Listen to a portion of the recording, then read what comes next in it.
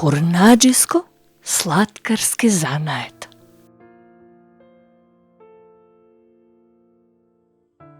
Изучувањето на занаетите во текот на 19-тиот и првата половина на 20-тиот век било тесно поврзано со општествената положба на занаетчиите и една од функциите во еснавската организација.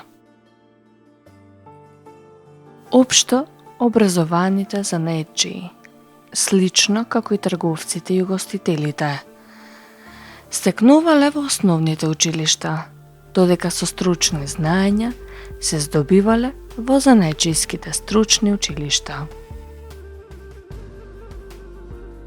Учениците на занаетчиите биле земани да ги изучуваат занаетите за период од 5 до 10 години, а понекогаш тој можел да биде и подолг, што зависело од особеностите на занаетот кој што требало да биде совладан.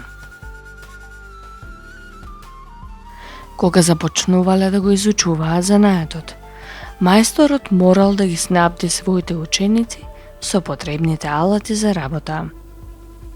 Познато е дека секој занаетчија морал да обучи барем по еден син, што придонело кон пренесување на занаетот од колено на колено и создавање на занаетчиски семејства. На тој начин, имињата кои тие ги уживале како прекари прераснале дури и во нивни презимиња.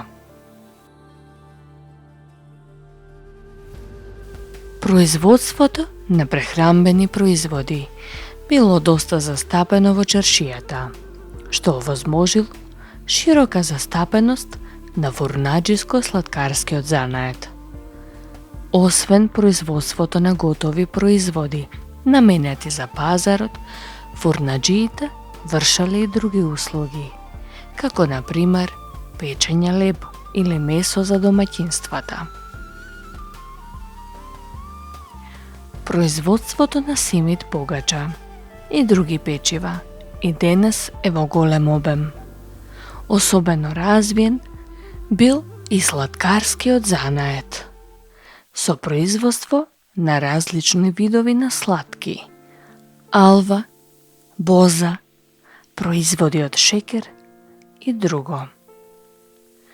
Во склоп на чаршијата имало и посебна шеќерџиска чаршија. Производите на овие занаетчии биле надалеку познати и барани.